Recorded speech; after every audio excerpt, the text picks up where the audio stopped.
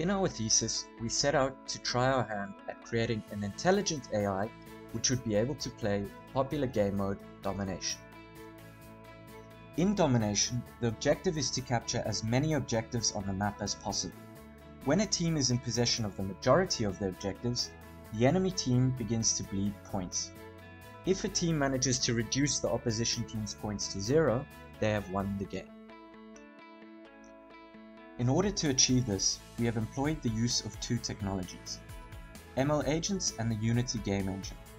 ML Agents is an open source toolkit for training neural networks on the basis of TensorFlow and reinforcement learning, and has direct integration into Unity. The Unity game engine is used by us to model the playing field and the agents we want to train.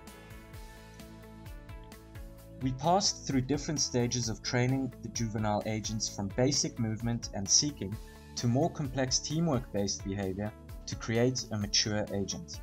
Along the way, we were faced with many challenges involving reward functions, neural network configurations, and game design. The nature of machine learning is often one of trial and error, and requires many iterations and training runs of millions of experiences.